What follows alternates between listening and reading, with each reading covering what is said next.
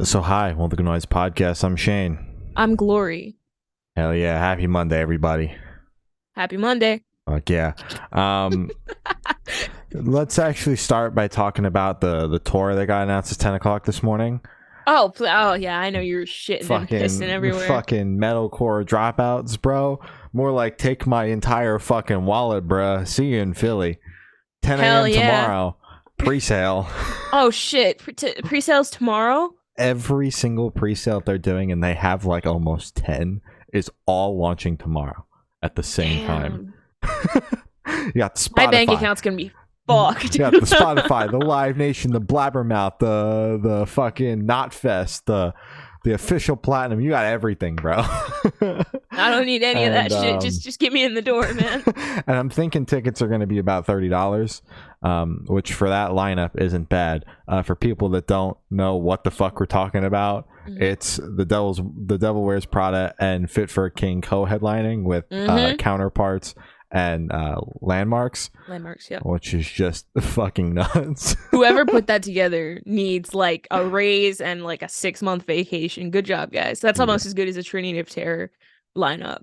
Yeah, it's like the metalcore Trinity of Terror. I don't know. They're both metalcore. Yeah. I mean, it's one of the craziest tours this year, without a doubt. Oh yeah. But I mean, then we have the Beartooth Trivium tour, and then the Bring Me the Horizon Fall Out Boy tour. There have been a lot of like really crazy, overpowered tours that have been announced this year. I don't know who's cooking, but let them cook. Keep them in the kitchen. And what's crazy is just like looking at the size of the rooms that these bands are going to be doing together. Like, bro, it makes my heart happy to see like minimum 2,000 cap rooms across the board. I was like, God damn, that's so good. Because both those bands can do, like, we're doing 1,000 cap rooms last time they both headlined. And obviously Fit for a King saw a bunch of sellouts. Prada saw a bunch of sellouts. So it all makes sense. You know, in theory, you put those two bands' fans together, that equals 2,000 people in the room. The math checks out. The math adds up on that. But I guess we'll see. I mean, I'm personally, maybe not right away like sellouts, but I'm totally expecting sellouts. So I'm going to be there early getting the tickets because I ain't missing this. That's so scary because I haven't even ran it past like my brothers yet because we go to all of our shows together. Yeah, you might want to get on that. It's like, I don't have the money right now. I literally told myself today, I was like, you're done spending, you know? And then this shit gets dropped and I'm like, one more thing. I was like, I'm good. I spend a shit ton of money this past week because of the Live Nation concert week. And typically I don't get anything. Yeah, typically I don't participate in that because I'm like, fuck the lawn seats. You know, I'm not a big lawn seat guy. But you know, wanted to see Weezer. Sam wanted to see Weezer because Joyce Manor's opening. Lawn makes sense. Yeah. I can't wait to see the Pork and Beans song again. 5 Seconds Summer. Sam didn't care where we sat. Lawn makes sense. Sad Summerfest was selling seats, not just the lawn, at $25. I was like, I want to go for $25. Exactly. Because you weren't going at first because you were like, I'm not paying that for fucking $60. It was like $60. Yeah. That same seat I would have paid $60 for, I got for $25, including the fees. Damn. Can't beat that deal. No. And then Under Oath, a couple of tickets popped up, $25 for Under Oath. For Under Oath? Under Oath, The Ghosts Inside, We Came as Romans, and Better Lovers. Bro! For $25 seats? No. It's it's just a 5,000 cap standing room venue. So I was like, fuck it. You could be barricade, you could be in the back. It doesn't matter because it's standing room. So I was like, $25 when after fees, that one ticket is almost $70. Yeah, I'm glad you grabbed that. I have never bought a ticket so fast in my life. That's fucking crazy, dude. Wow. God bless what is it, $25 concert week. Yeah, that was great. Ends today. We're not sponsored, despite seeing Instagram ads every 2 slides for it. So they should have sponsored us. They should have. Great deal. Hey, if you guys sponsor us, I'll take part in it next year. I didn't grab anything this year. So that's great. But I was at a show on Saturday. I saw Wage War, Nothing More, or Nothing Nowhere, not Nothing More. I was about to wish say, it was Nothing what the More. fuck? Nothing You Nowhere. travel to see Crown the Empire shit? and Spite. Nice little mixed genre bill there. I've decided now when I go to Starland Ballroom, I do not stand in the pit. I stand off to the side. It's nice and I thought that was always there. how you were. You're well, always no, like, I would stand off to the side in the pit. So like the pit is a couple of like 2 steps down, and then there's like 2 bars here, and then up those 2 steps there's like a concourse area, but it's not like a balcony because it's only 2 steps up. So it's just like all standing room, but like the pit is like in the center where you kind of step down. It's just kind of like a section that's sectioned off, but not really, as you said, like it can't count as a balcony because it's like a foot above.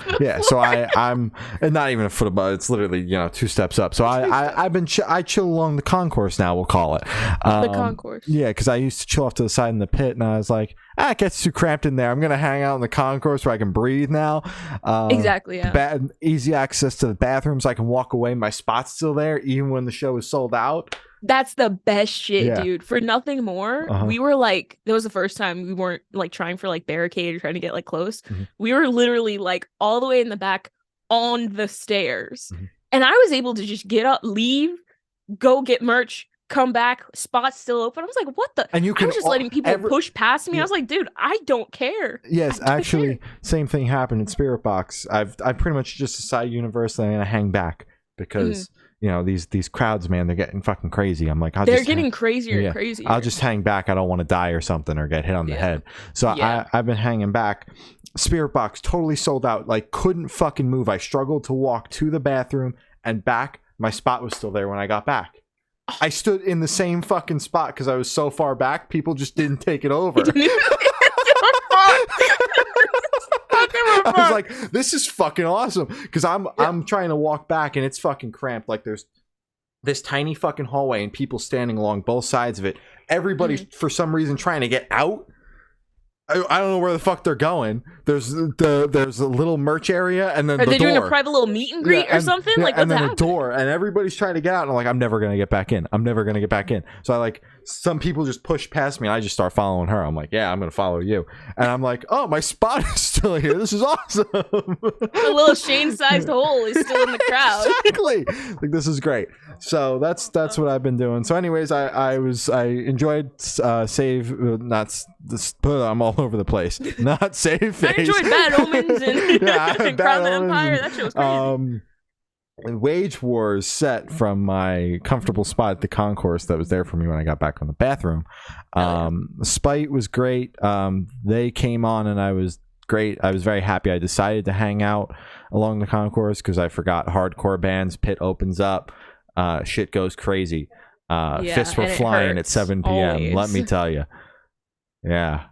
They were pretty crazy. He kept spitting loogies up into the air and trying to catch him in his hand. That was pretty gross. Yeah. Youngblood tease. Nasty. And then it would just fall into his hand. Like, that is gross. Were people like, did they like that? And then people were like giving him high fives and shit, like with the loogie hand. And I'm like, that is gross. In this economy? I'm like, this is gross. This is fucking disgusting. So, but they put on a great show, and then Nothing Nowhere came on. It was not Nothing More, unfortunately. His new record is heavier. That doesn't mean it translates live, and here's why. All of the heavy songs. Stop shitting on this I wanted to like it so bad because I really don't hate the songs I've heard off the record. But here's why. They all have features. So the features carry it. Under Oath is on there. Will Ramos is on there. Shane from Silverstein is on there. Oh my God. So like the features, they're solid fucking features on this record. He performs them live. The first song is Thirst for Violence. That's the song with Shane from Silverstein. He fails to hire a member in his band that can scream. So the breakdown comes in where Shane screams. It's just an instrumental and strobe lights. No. And not only that, I just like he's like not even like a backing track, like nothing. No, there was no, which I can appreciate. I would rather break down with the instrumentals than him playing Shane's part over the speakers. That's just embarrassing. I would rather him play it, so then it's like at least I can hear what's going on. No, I hate that. Okay. I hate that. I hate that idea. But he's like, because the set was kind of split into two. It was like the heavier stuff, and then like his earlier, like the more hip hop shit that he did like earlier on in his career. But he still has like a very hip hop stage presence with like the way he jumps around and shit. So like it really didn't work. It didn't compute. Like he's jumping around, like moving his hands quite literally like this. Like he's juggling. Okay, I don't know what the fuck that is. I've been to many hip hop rap things. Like, I've never seen.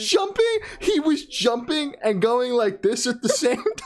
What is he watching? And I was like, this is you're supposed to be playing like metal. What the and you're fuck just are you doing? Even at like hip hop shows, this would not be. No, that's like, not what you accepted. do. Like this is not hype. This is not. What the like fuck is you're that? not like even when you're playing like one of his songs, Hammer, which by the way, that's like his big song, and the Point North cover is way better. Like even you bouncing like this during a song like that makes no fucking sense. No fucking sense. You don't have a song where you need to be doing all that. No, like stop running in place and doing this. That makes he's just getting his cardio in. Quite literally, but unapologetically. like he just I didn't care for it. That's pretty much it. Like the features on this album, we didn't cover this album. No, thankfully. because I knew we weren't gonna like. Yeah, I'm just looking. You got Will from Lorna Shore, See You Space Cowboy, Silverstein, Pete Wentz. I haven't listened. Wrong genre, but okay. Static Dress, Senses Fail, and Under Oath. I know. Yeah, but the problem is he plays these songs live. These people aren't touring with him. No, he doesn't have any of those on his tour. No. I mean, it's like he set himself up for failure because you're not bringing Pete Wentz on tour. No. Pete Wentz is not bringing you on tour. No, that's that's something. Let me tell you. So that wasn't very great, but can't imagine why. Yeah, it was just fucking. Yeah, I don't know. He might have only done it once, but it just blew me away when he was doing it because it was like in the middle of a breakdown. And actually, I hate to be that guy. Fall Out Boy is bringing him on tour in the UK. I think he's first of three. Yeah, he's first of three with Paris and Fall Out Boy in the UK. So I hate to be that guy, but I had to go back and look because I knew that got announced. You just had to go back and prove me wrong. Yes. So maybe Pete Wentz will come out. Not bringing him on tour. Under Oath is not bringing him on tour. So fuck you. But yeah, no, not great. I never want to see this again, even if it was only once. Yeah, no. Bro, I was supposed to see him with Kenny Hoopla. If he pulled out on Kenny Hoopla, but he wasn't doing. He didn't have like I don't even know if that roll. I don't even know when this tour was supposed to be, but I don't think that rollout had started like for the record that he just put out. I don't think so. It was October of last year. Yeah, so or it was like just starting. So the best songs that he performed off of that record were the ones that didn't have features on them because obviously he can do them all vocally and like it was still kind of in his style, whereas like some of the ones in the features they get heavy because like you got fucking Will Ramos on the track, like it's got to get heavy. So and it just doesn't make sense. It doesn't make sense with everything else that he's done in his career. So I was just like flabbergasted. Like, not that I was love perplexed. I love mixed band bills for two reasons. One, because I enjoy getting to see all these different genres of music. Like, I would never go out of my way to see Nothing Nowhere. Same way, like, I never would have went out of my way to see Snot when he opened for Slipknot. Or not for Slipknot, Limp Bizkit. Like, never would. But it, like, that shit just blows my mind. And then also just getting to, like, experience the shit that I would never see. And I'm just, like, flabbergasted every single time. I'm still stuck on... Was he headlining? No, it was Wage War's the headliner. I wouldn't have went if he was headlining. Thank God. Okay, I was like, so then why did you go? No, absolutely not. Okay, but it was Wage War. Absolutely not. So yeah, I wish I had a video of him going like this. Dude, we can really find one. Give me like 5 minutes after the podcast. I will have it in your DMs. I'll be like, no fucking way. This shit's real. So yeah, that was great. I wish I dreamed that. But he did bring out Will Ramos from Lorna Shore. Because Lorna Shore's home from tour now, and Will still lives in Jersey. So he does. Yeah. That's cool. So they played the song Tragedy together, and that shit was crazy. I had like this sinking feeling because Spirit Box brought Will out to do Holy Roller, and Will's not on Holy Roller. But I'm like, Lorna Shore's home, Will is on this song. Will's gonna do this song. Yeah. So I was like already recording. And you knew. And Nothing Nowhere was like, and here's my friend Will. And I was like, yeah! I knew it! And then the worst part of my night then comes in. That song ends. I immediately go to the bathroom because he's starting the part of the set that I don't even care for, which is like his older stuff. So I'm like, I'm going to go to the bathroom. As I'm walking out of the bathroom. So the way that the bathrooms at Starland are set up is they're kind of behind the stage where like the green room is this way. The green rooms are this way, the hallway, and the men's bathroom is this way. And then on the other side of the stage is where the women's bathroom is and like more hallways and shit. I'm walking out. Will is walking into the green room. I can't even go over to him because I don't want to get tackled by a security guard. 5 minutes go by. I'm standing not in my normal spot because some big burly man stood directly in front of me in the like, because there was like a walkway. I was standing up against the back of like whatever was behind me. And then there's a walkway and then people standing in front of me. This guy stands just directly in front of me. I was like, you know what? I don't even give a fuck about this guy, but I'm still going to move because I want to see him go like this. Can't miss again. Yeah. And, the singer from Spite. So next to me, so behind me is like the star seating where like you can, it isn't very full because it's like the pricey seating or whatever. Like you get a waitress and shit for your drinks. The singer of Spite comes running. Will, like this, hiding, very clearly hiding with his bucket hat and everything. Okay. Running directly behind me with the singer of Spite. I don't say anything because clearly this guy doesn't want anybody to fucking know it's him. I'm like, okay, that's fine. Wage War comes on. I'm back in my spot. The little walking lane is in front of me now. All right, nobody's standing in front of me. Will comes running past me this way. I was within inches of this guy 3 separate times at this fucking show and didn't get to say hi. You should be like, hey, it's me, Shay from Good Noise Podcast. I interviewed you like 3 years ago. I interviewed you 3 years ago. You remember me? I was just like, damn. Worst part of my night. I mean, you spoke to him for like half an hour. Yeah, exactly. Like I don't. So like it's fine, but it's also like I have hundreds of thousands of pictures because of the interview. Yeah, you just every millisecond can be a picture. There Exactly. But so that was I great. would have shat my pants. I can't lie. I would have 3 separate times. I was just like, holy shit, that's Will. Holy shit, that's Will. Holy shit, that. And like every single time the people around me like didn't, I don't know if they didn't notice. Well, I mean, obviously the first time there was nobody around me, but the second and third time, either nobody noticed or nobody cared. I think it would probably nobody noticed because Will is massive now. Yeah. Everyone knows him. Yeah, especially like everybody was show. Like, "Holy shit!" when he came on stage. Yeah, and when he, I think it's just because you wouldn't expect someone to be in the crowd, so someone's probably like, oh, they just have like the same hairstyle and height and build as Will and from bucket Lorna hat Shore. and pants that he wore on stage and the same shirt and everything. Like no, I think it's just like a really devoted fan. No, that can't be. Came after they saw the video of him playing Tragedy online.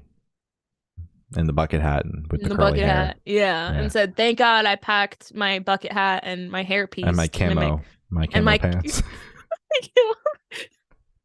Yeah, so that was the worst part of my night.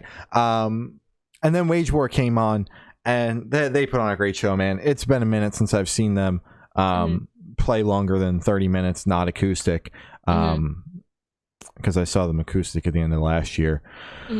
But this was my first time seeing them headline. They put on a fucking show, man. Just heavy banger after heavy banger. What a great show. Great band. Love that band. Great time. Got to yell. Got to do the pop punk finger point, but also yell. You did the finger point? I was I love doing the finger point.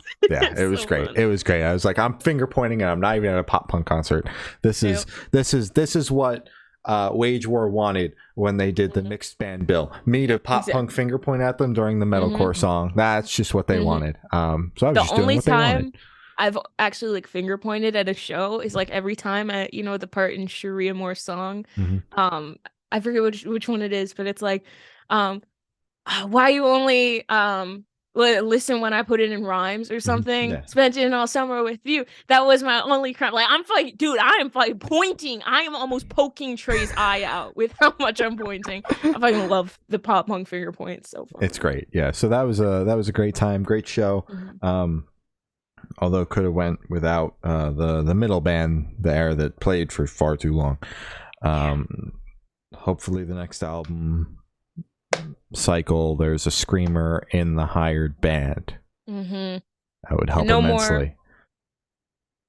Even if it was only once, man. I kind of blocked the rest of the set out after this. Because all you can think about is like he did this and then I was like, all right, now I don't care until Will comes on stage. And then Will came on stage and I was like, awesome, man. Fuck yeah, is Will gonna do this too?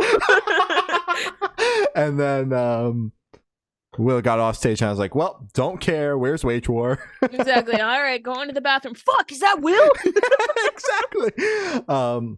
But we do have some. Well, I'm seeing Water Parks on Friday. Very exciting. Boo! Meeting them too. We got the VIP and everything, man. Wrangles it's gonna be sick. But we do have some music to talk about, as that is what we do on Mondays. Ryan Oakes dropped his new album, Wake Up. We spoke to Ryan. The interview is out now. It came out on Saturday. What a great fucking record, dude. This song sorry, I'm so used to saying songs. This album fucking rocks. I do enjoy it. I like, honestly, like whatever Ryan does. I told him in the interview, I was like, dude, this shit fucking slaps. This is great. You did great with this. I was a little hesitant, but I really like it. I really do. He won me over, truly. Absolutely. Yeah, no, this album's great. Totally just blown away by it. My favorite is still, I think, Heavyweight, because that song, I mean, that's kind of how he got on our radar and everything, and just totally blows me away every fucking time, despite hearing it at this point probably hundreds of times. I just fucking love that song. It was one of my favorite songs of last year and everything. But one that really blew me away is the closer, Sleepwalker. That song goes fucking hard, dude. Insane. What a closer. But overall, I think the album is great. I also really like Ground Zero. He's got, he's got the little clip of like the chorus going into the feature that he keeps posting on like Instagram and TikTok and shit. And I get so mad that it isn't longer because I just want to hear the entire fucking thing without opening up my Spotify. Because I love that song as well. But overall, just a great record. Don't sleep. Go fucking check it out, man.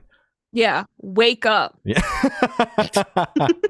Because you said your top three, basically. I'm gonna say mine as well. Heavyweight, White Flag, and then Spaceship. I still really like Spaceship because it reminds me of that other Spaceship song from like early 2010. It gives me that nostalgia. So Very good. Love the record.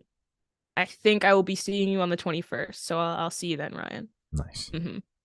The Amity Affliction dropped a new album, Not Without My Ghost. What the fuck? This is beautiful. I love this record so much. I will be listening again. And also, in the context of the album, the closer makes sense, and it is a beautiful way to end it. Yeah. It blew me away. Putting it out as a single confused me because I was like, why would you do this? Mm-hmm. But now expecting it, listening to it, and waiting for it, I love it. I really do. The worst part when we talked about that single and like we were talking about, oh, you know, I hope it's gonna like it's the close on the record. I hope it makes sense.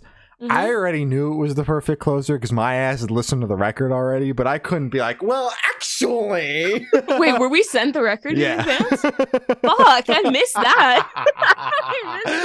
Why are they not on the podcast? I couldn't be like, well, actually. But yeah, no, I totally agree. It's a great closer. You know, saw the track list with Femme being on there, and I was like, what the fuck, man?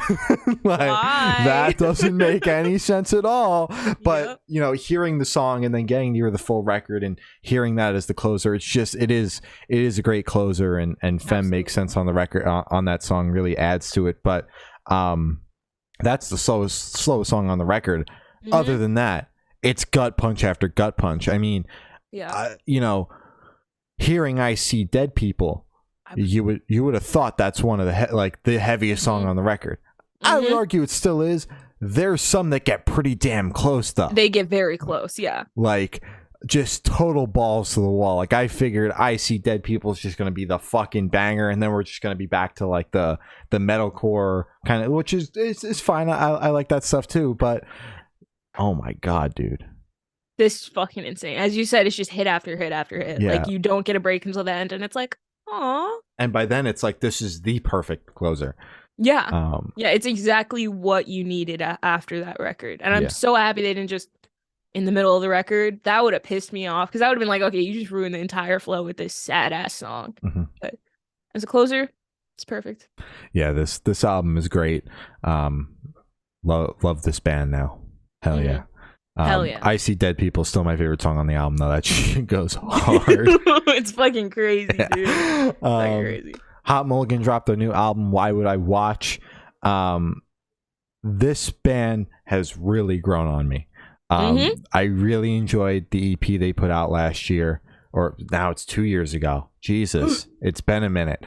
I really enjoy that EP, and then, you know, they had they've put out songs since then, you know, and then the album cycle started, and they've got me hooked now, man.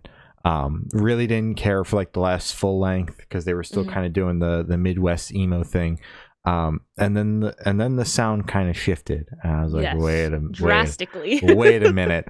This band is cool. This band is sick. You know, I've heard the older stuff since then because I've seen them live a couple of times, and I like the stuff live, but it's just not what I go out of my way to listen to. But this EP and now this record is stuff that I would listen to like on a day-to-day basis. They're really the sound change. I'm loving it. This fucking album rocks. Absolutely. This album definitely did surprise me because, as you mentioned, I don't think either of us were that big of fans of the not debut, but their last full length. Mm-hmm. I remember just being like, this is cool, but it's just not my style. I'm not a big Midwest emo person. I like it in like little drips and drops in my playlist, but like other than that, I'm not going to listen to a full length. The last EP was good. Definitely, I enjoyed it more than the full length, but this one, this is fucking amazing. I love this record, genuinely. It was a slow song, but Betty is like one of my favorite songs that they've ever made. And then also Gans Media Retro Game and then Schmacked My Head Off. I fucking love their titles. They're so fucking cool. Cock Party 2 better than the first. that one's awesome too. Genuinely, John the Rock Cena, can you smell what the Undertaker? Like, what the fuck are they saying? And then it's like the saddest song ever. They pull out the fucking twinkle riffs for that shit. Exactly. Oh, like, they have me tearing up to Cock Party 2 better than the first. And I'm like, damn. Why am I crying to Cock Party 2? And if it's better than the first, how is the first one not as sad? But yeah, amazing record. Love the evolution. Love the sound change. This is one for the books. I have added quite a couple of the songs. Like it felt like every time a new song would come on, be like, oh, what's the name of this one? What's the name of this one? So I can, bookmark it. And then I'm like, oh my god, what the fuck is this? I can't repeat that one. I can't say that one. But yeah, very good. Well done, guys. You guys are on a roll now. Congratulations. The Jonas Brothers dropped a new album. The album, because this is the album that they're supposed to outsell Kelly Clarkson with. That's my theory. That's why it's named that way. I don't think they're gonna be outselling Kelly Clarkson with this record. So I don't tell them that. I gave this record 2 spins because the first one was this morning when I woke up, and I can't lie, I was still kind of half asleep for like the first half of it, and then I like woke up and was like, why is this album so slow? It's only because the second half of the record kind of teeters off. But also because I was undecided based on my half conscious into fully conscious first listen as to whether or not I actually like this record. And I have decided that, and I hate to be like, their older stuff was better. Despite, obviously I'm always going to think the older stuff is better. Mm-hmm. That's just I grew up with that shit. And I think that even on paper, when you take a song like fucking SOS or Burning Up and put it next to Waffle House, like it's just clear that Burning Up or SOS is the better song musically and lyrically. But so I'm always going to love those albums more, but this record I think isn't the greatest lyrically, but it is a super fun listen in full. I think that as much as they were gunning for like the single, like just have a big I don't think any of these songs stand on their own as a like worthwhile listening experience, because you and I both did not like either single. We were like, yeah, what the fuck are they doing over here? Yeah. But listening through the full record, I was like, yeah, none of these songs are awesome, but this is like a super fun listen and definitely something that will grow on me. And that's where I'm at with the record. Yeah. Okay. So that's crazy to hear, because I actually enjoyed this record like a lot. I give this big grandiose thing and you're just like, yeah, well, fuck you, I liked it. You're wrong. I'm right. No. Like, that's fair, because coming from a person who did not grow up listening to the Jonas Brothers, this is literally like the second album that I've listened to by them in full. I think we covered the other Reflections or whatever. I don't even. We like covered like singles and shit, but that record that they came back with was already out like well before this entire thing started. Wow. Okay. So this is the first full length that I've listened to. I enjoyed it. I thought it was a fun record. I don't know. The vocals were a little strange. It felt like at points they were trying a little too hard to be something that they aren't, I guess. They're allowed to evolve, but it was just kind of like, all right, Nick, calm down. You're going to hurt yourself, buddy. Also, I've learned I can't tell the difference between Joe and Nick in vocals, maybe because I don't have that trained ear yet. But just listening through, I couldn't be like, oh, go. Fuck it up, Joe. But because I'm like, is this Nick? Is this Joe? I don't know who this is. It was a little bit more noticeable on their earlier stuff because Nick was still like hitting puberty. The one that was squeaky. Yeah. But no, I agree. It's harder to tell as they've gotten older. Yeah. But I do actually think there are a couple songs on here that I think have the potential to be that single. Like, I think Vacation Eyes has potential if they choose to push it. And also Wings on second listen. I do like it. I like it a lot. And Waffle House has grown on me. It's catchy. Yeah. It's catchy. And I get it. And I was heated when they decided to play that live. I was like, you guys heard me like piss all over this track on the podcast like 2 weeks ago. Now you want to play this in front of me? Okay. But I get it now. Yeah. I get it. And I liked it. Yeah. The closer was good.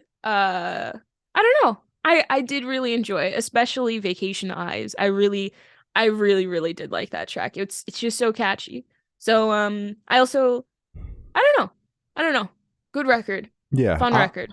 I'm glad I came away with it that like not the most impressive lyrically, but a fun record because I really didn't enjoy Happiness Begins. Granted, I listened to it like I listened to it like once when it first came out because like I was gonna see them live and this record had just come out and I was just like, well, this isn't the old stuff, fuck you. And I haven't listened to it since because I'm just like, it's not the old stuff. This isn't the Jonas Brothers I knew. Yeah, but so I'm glad to enjoy it, but I kind of expected the reaction that I have going into it, which is fun, but I'm gonna go listen to BB Good instead, or the entirety of A Little Bit Longer, or the entirety of the self-titled over this any day of the week. I haven't even like looked at their older stuff. I've never highly even recommend like looked at it. And you said obviously they're allowed, like Evolution is good and it is okay, but it is just like I feel like they had like a great 3-record run. I haven't really listened to the first one. It's about time because when I was listening to the Jonas Brothers, I either bought things on iTunes or bought the CD or got the CD from the library. I didn't download things off the internet because I was 9. So you're scared you're going to download a virus. It's About Time had 1,000 CDs printed, and that was it. For some reason, the major label they had, Columbia, was like, "We don't want people to hear this." It's a whole thing. The Jonas Brothers. It's a whole thing. I could explain it to you in vivid detail if you want. The complex lore of the Jonas Brothers, dude. So I never heard the record, and now it's on streaming services, great, but like I don't give a fuck. I just want to hear the shit that I like. So exactly. that I think that's a great 3-track run, or 3 great album run, and it's just like they came back, and it's like a little bit more watered down, and like that's my problem. It's just like they had these great records and these great songs, and like they're working with all these songwriters, and it's like the songs just aren't where it's at, but at the same time pop isn't where it was at. Pop has changed drastically. So like there were a lot more like jazz influence on this. There was a lot more just soul influence. There was just like there was no hyper pop, but just kind of like there was that candy pop sound on it for a second. So it was just a big hybrid of, I would assume, what they're listening to right now. So I know that was cool, but again, I didn't grow up with the Jonas Brothers, so I don't have the ability to be like, well, actually, I almost said Happiness Begins. That was 2019. Whichever, It's About Time is the best record ever, and I think they should go back to that squeaky voice and all. I mean, as much as I would love that, I'm not gonna poo-poo on them for evolving. I just think that like I know that they can write absolute bangers, lyrical bangers, musical bangers, and it's like now we got Waffle House, and it's like these songs just don't compare. Like the Waffle House. It's so cute. That little part is so fun. I can't lie, it is pretty catchy. The Acacia Strain dropped 2 albums, kind of a double album, kind of not. I don't know. Pissing me off is what it is. 2 albums on the same day. Step Into the Light and Failure Will Follow. Step Into the Light is your standard Acacia Strain album. Of course. In and out in like 30 minutes. Straight bangers. Yes. Failure Will Follow is a little bit more experimental. It's 3 tracks totaling in at about 40 minutes. This shit caught me off guard. Because I was like, oh, okay, they released like bonus tracks on the same day. Like, that's cool. That's why it has a different album title or cover. And I click it, I'm like, okay, this is a strange intro. And then I'm like, okay, so I never heard like it, like fade out or whatever. So I click it and it's like, oh yeah, you still have 8 minutes left. And I'm like, what do you mean? I'm like, okay, 12 minutes is strange. Okay. I click on the next one. I'm like, 17 fucking minutes. At this point, you're like, Shane, what the fuck is wrong with you? Like, yes. I'm like, what? No, Acacia Strain, what the fuck is wrong with you? Why would you do this? Oh, I roughed it out because I figure they put 2 albums out on the same day.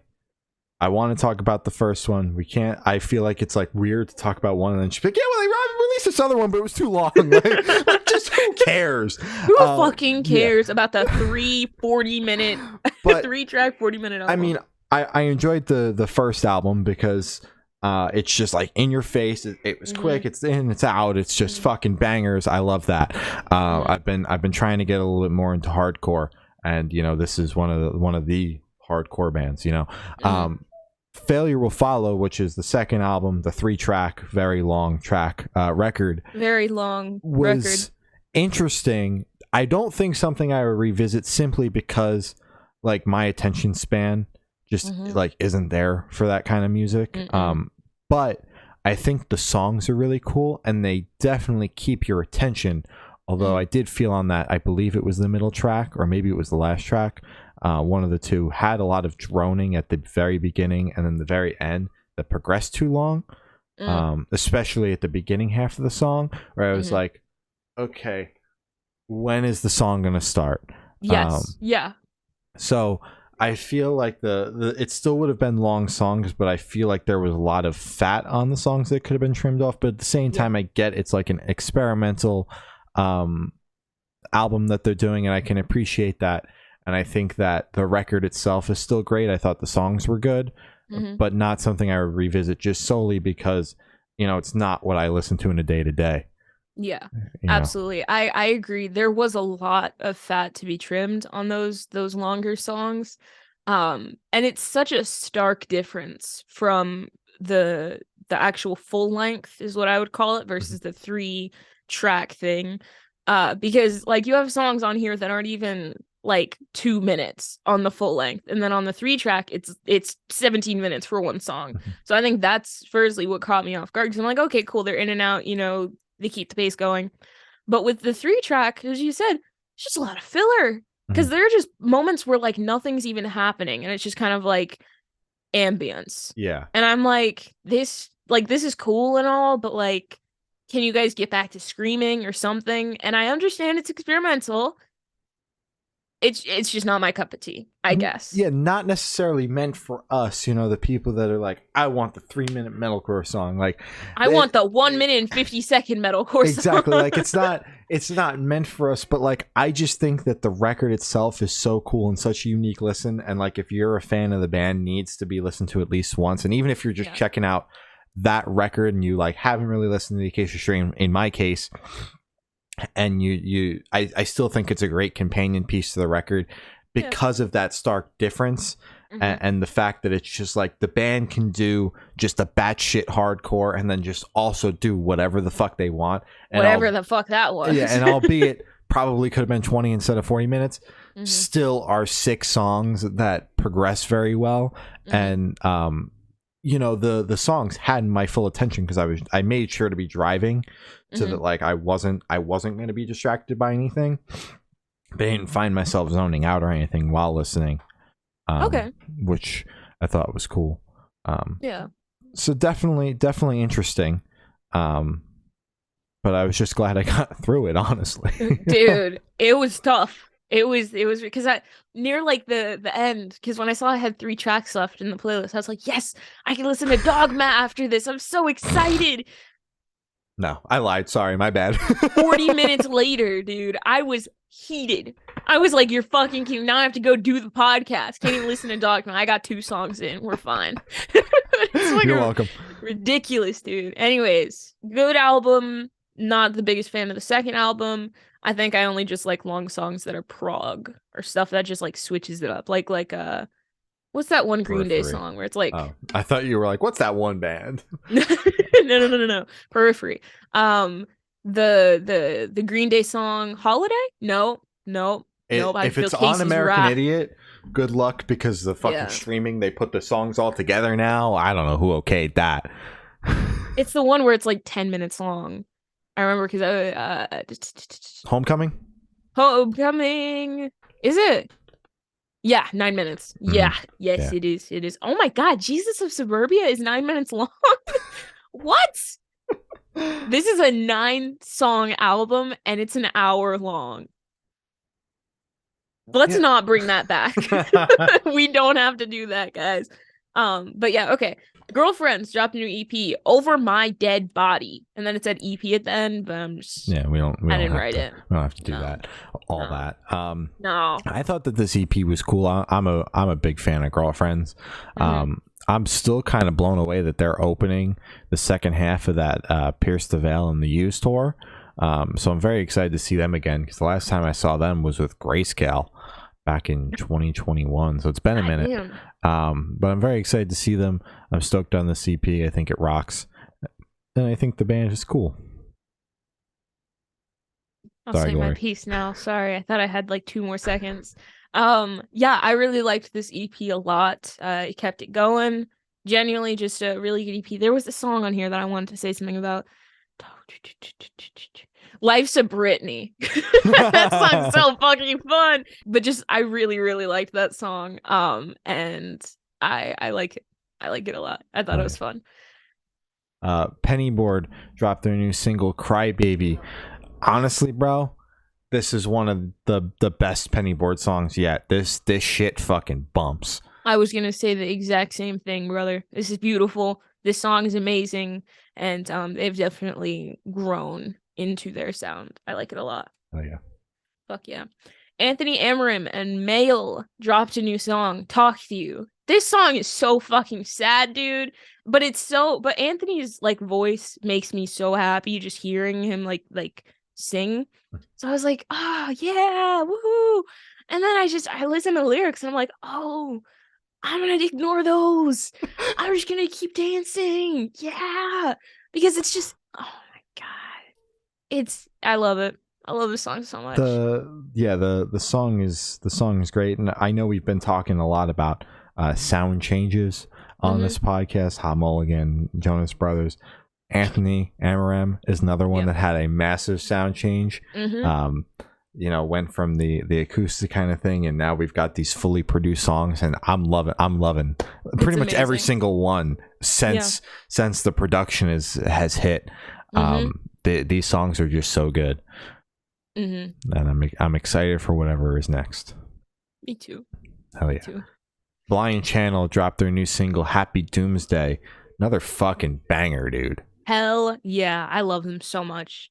Genuinely, this song fucking bangs. They can't miss. I'm hoping for another album this year. I mean, who knows?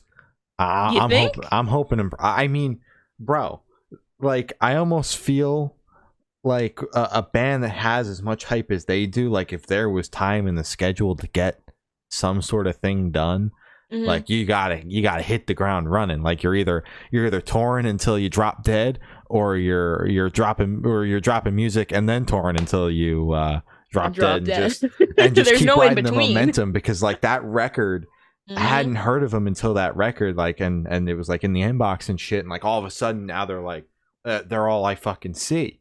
Yeah, you can't get away from them. There's definitely still, continuing to grow in the US, but like over like in the UK and Europe and shit like that, like the fucking tours they're doing and shit are just nuts. Yeah, they love them. Yeah, it's amazing. I didn't even know they were doing some of the Electric Callboy shows over there, but it wasn't like the full tour. But I saw Future Palace post about like Blind Channel doing a couple of dates.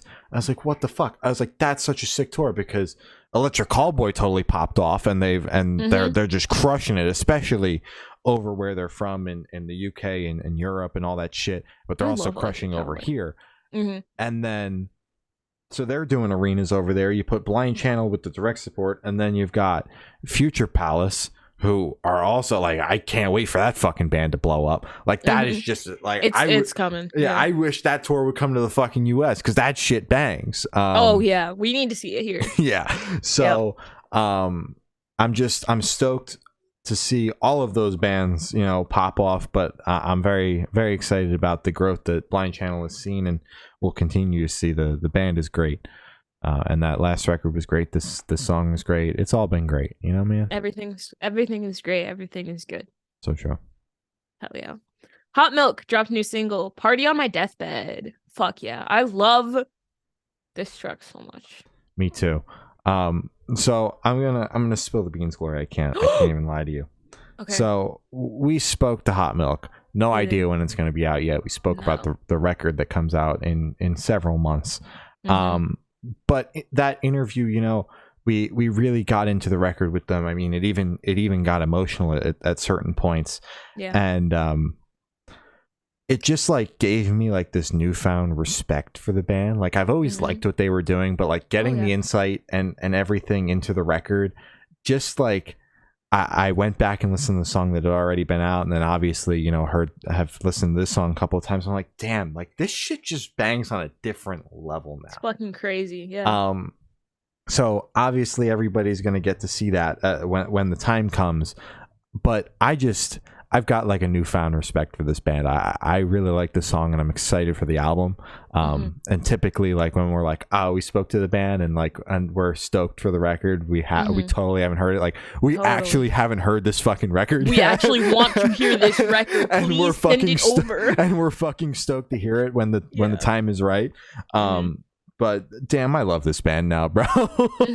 Absolutely. Yeah, that interview definitely opened my eyes to just the amount of, literally they said, blood, sweat, and tears that goes into like everything that they make. I've loved this band since we first covered them, like in the early days when they dropped the I Just Want to Know What Happens When I'm Dead EP, because I had that on my TV and I was listening to it. I was like, interesting. Okay. And then they dropped the King and Queen of Gasoline. I was like, oh, okay. It's just, dude, you gotta fucking stop that. He's gone. He's not here. But truly, I love this band. It's great. They don't disappoint. They haven't put out anything bad. I don't expect anything bad. Yeah. And I told them in the interview, I was like, dude, I have no clue what you guys have done, but I know it's good. Yeah. And they're like, oh, it's so sweet. And I was like, I'm being dead ass. I know you guys are gonna deliver. Yeah. Like, hell yeah. No doubt in my mind. Yeah. Arrows in Action dropped their new single Checking In. We spoke to Arrows in Action about the record that comes out next week. The interview is out now, though. You can go watch that whenever you feel so inclined to. This song is so catchy and is one of my favorites off the record. Really? Yeah. It's just like I really enjoy the message behind it. And because I very much related to it, especially in like the post-COVID world. Like, I mean, I lost contact with a lot of the people that I went to school with and shit. So it's a message that I relate to, and I just think that it's such a catchy fucking song, man. Yeah, it really is. So I'm stoked for people to you know, be listening to this and to hear the whole record, because there is, my favorite isn't out yet, but this is one of them. Because we may or may not have listened to the album already. Well, I mean, in the interview we were like, yeah, the album fucking rocks, man. But yeah, this song is amazing. I love everything that they do. I will be revealing my favorite when we cover it. Thank you. Make Them Suffer, drop a new single, Ghost of Me. Not the My Chemical Romance song, not a cover. It's Ghost of You. I'm a big fan. I'm sorry, Gerard. I'm sorry, Mikey. I'm not sorry, to be Frank. confused with the My Chemical Romance song Ghost of You. This is Ghost of Me by Make Them Suffer. There you go. There you go. Radio voice. Radio voice. This song is fucking crazy. This band is fucking awesome. I love them. I love this song. They just announced that they signed to Sharptone, which is fucking awesome. They said they're still finishing up LP5. Drop it now. I want to just hear give us the demos, yeah. guys. Just give them like the rough unmixed demos. Just like a crumb. Just us, not everyone. Yeah, just I really want to hear the record, but the song is great, and it's gonna this song and Doom Switch are gonna hold me over until when it's time to unveil LP5. Absolutely. Yeah, I thought it was fucking banged. I love it, and I'm also very excited. Hell yeah. Sydney Sprague dropped a new single, Smiley Face. Different than the last record, but fucking bangs. Okay, I was about to say, I really liked that. You had me on the edge of my seat, dude. I was like, good though, right? Oh yeah. Right. Oh Shane? my god. So good. Because I really liked this track. Yeah. I was like, okay, we'll see. Blew me away. Yeah. I love this sound. I love it so much. I would like more of this. I would like an album, EP, collection of songs. I don't know. I don't care. If it's 3 songs, please pull a fucking Acacia Strain and do a 30-minute 3 songs. You want 40 minutes and 3 songs, Gloria? That's what you want? Yeah, that's exactly what I want. But yeah, I really liked this track a lot, and I would like more of those sounds. Or not, but it would be really strange to drop this and then go back to the other sound. Or just like fuck off and not drop anything else ever again. Yeah. Asking Alexandria dropped a new song, Dark Void. This I mean, Asking Alexandria is heavy in 2023. That's a sentence I never thought that I would say out loud or type as I was yelling on Twitter about it. And in Discord. Yeah, I honestly like, a scream. Well, I knew that the scream was going to be in there because they teased the song with the big rah at the beginning of the song. Yeah. And I was just like, we're going to get baited again. That's what this band always fucking does, because they're gonna pull a Youngblood Lemonade. Like, that shit still hurts. For some fucking reason, this band is like the only band that cannot, for the life of them, get away from like, go back to your old sound. Like, oh, poor thing. Like it like, you know, obviously every band that changes their sound has that issue, but like this band is just like across the fucking board. Their Instagram comments when they put out those couple of records were just like, I want the old shit again. Like, because like they can't get away from it, because the sound change was just so drastic, and they had like kind of started to go the opposite direction, but then they got a new vocalist and like went straight back into the metalcore, and then Danny came back and like they just went totally into the radio rock. Like, so to hear a Danny scream in 2023 is absolutely batshit. It's not unheard of. Yeah, I'm not an Asking Alexandria fan that's like, I want Stand Up and Scream back, because number one, they're not like 18 anymore. Number two, we don't hate on women in metalcore anymore. We did outgrow that. Yeah, so we can't get Stand Up and Scream back for those 2 reasons. The record's still there if you want to listen to it. Yeah, it's still up. So, but like, it's still radio rock because it's got that, like, you know, the very big anthemic chorus, of course. But it's just heavier.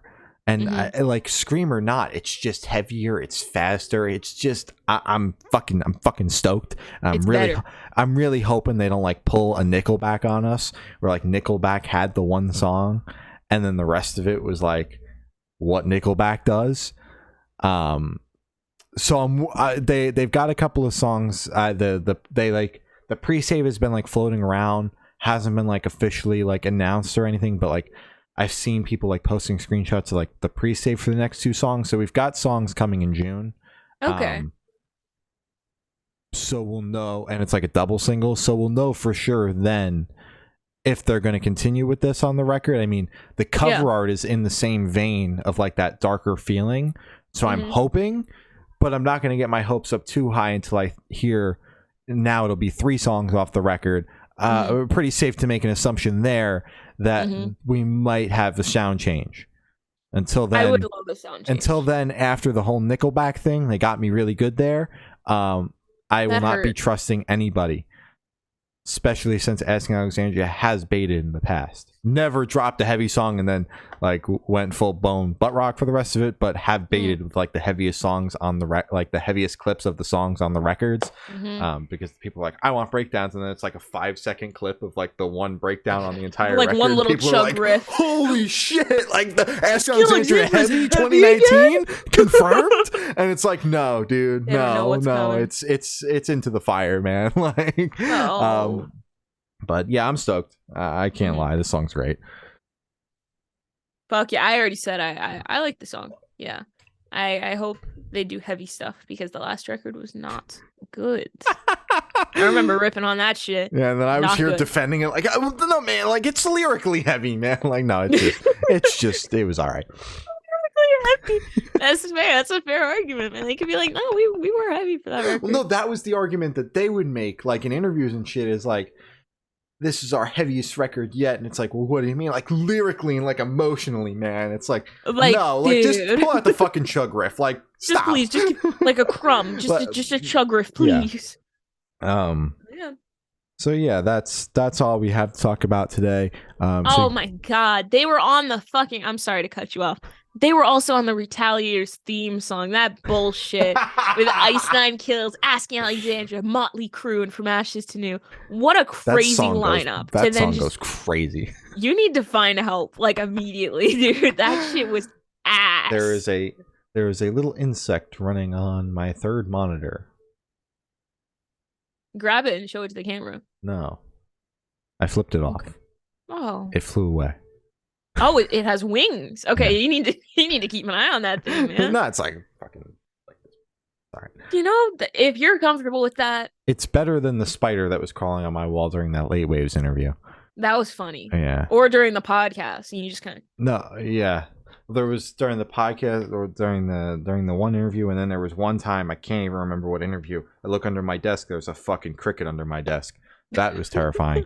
So I'm not stoked on this whole summer thing because the bugs come out. But you can follow us on Twitter. It's good_noise_cast. Instagram is Good Noise Podcast. Facebook is Good Noise Pod. YouTube is Good Noise Podcast. Every audio streaming service ever is Good Noise Podcast.